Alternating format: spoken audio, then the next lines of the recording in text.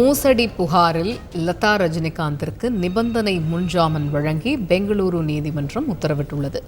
இது பற்றிய விவரங்களை செய்தியாளர் பாரதி ராஜா விவரிக்க கேட்போம். பாரதி வணக்கம். முதல்ல இந்த வழக்கின் பின்னணி என்ன, பெங்களூரு நீதிமன்ற உத்தரவின் சாராம்சம் என்ன? கண்டிப்பாக முதல்ல இந்த வழக்கின் பின்னணி என்ன என்று பார்த்தால், கோச்சடையான் திரைப்படம் தான் இதற்கான காரணம். கோச்சடையான் திரைப்படத்தை எடுப்பதற்காக மீடியா ஒன் என்டர்டைன்மெண்ட் நிறுவனத்தைச் சேர்ந்த முரளி என்பவர் ஆட் பீரோ நிறுவனத்தைச் சேர்ந்த அபீர் சந்த் நஹாவரிடம் 6.2 கோடி கடன் பெற்றதாகவும் அதற்கு நடிகர் ரஜினிகாந்தின் மனைவி லதா ரஜினிகாந்த் உத்தரவாக கையெழுத்திட்டதாகவும் கூறப்படுகிறது.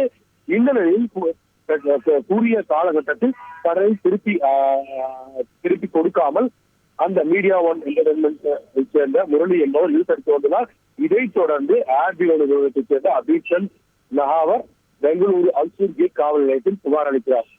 இந்த ஒட்டுமொத்த புகாரின் அடிப்படையில் 6.2 கோடி கடன் பெற்றதாக கூறப்படுகிறது. இந்த வழக்கானது பெங்களூரு முதன்மை அமர்வு நீதிமன்றத்தில் விசாரணைக்கு எடுத்துக் கொள்ளப்படும். இந்த விசாரணையின் போது இதில் பல்வேறு திருத்தங்கள் உள்ளன.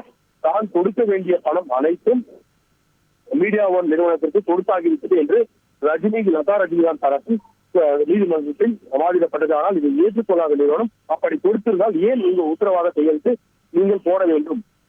ஒருவேளை நீங்கள் பணத்தை கொடுத்திருந்தால் ஏன் அவர்கள் மீது வழக்கு தொடுக்கவில்லை உள்ளிட்ட பல்வேறு விஷயங்களை கேள்விகளாக இருக்கிறது. இந்த நிலையில் இந்த வழக்கில் இருந்து தன்னை விடுவிக்க கோரி லதா ரஜினிகாந்த் தரப்பில் மனு தாக்கல் செய்யப்பட்டிருந்தது.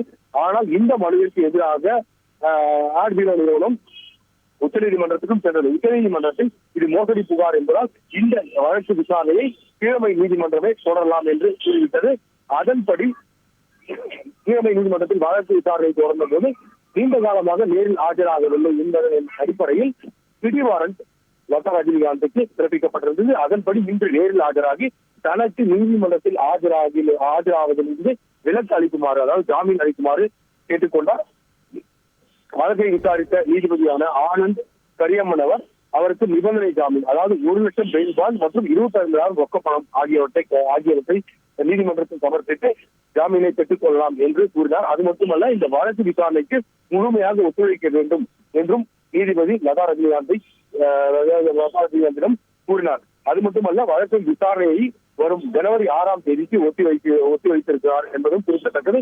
ஒட்டுமொத்தத்தில் இந்த வழக்கு விசாரணையை பொறுத்தமட்டில் மற்றொரு மனுவையும் லதா ரஜினிகாந்த் தரப்பில் நீதிமன்றத்தில் தாக்கல் செய்ய உள்ளதாக தற்போது கூறப்படுகிறது. அந்த மனு என்ன என்றால், தனக்கும் இந்த வழக்கிற்கு மோசடிக்கும் தொடர்பில்லை, அதை தள்ளுபடி செய்ய வேண்டும் என மீண்டும் இந்த நீதிமன்றத்தில் ஒரு புதிய மனுவை தாக்கல் செய்ய இருப்பதாகவும் அவர்கள் தரப்பு வழக்கறிஞர்கள் சிலர் கூறினார்கள். தகவல்களுக்கு நன்றி பாரதி. செய்திகளை உடனுக்குடன் தெரிந்து கொள்ள உடனே சப்ஸ்கிரைப் பண்ணுங்க.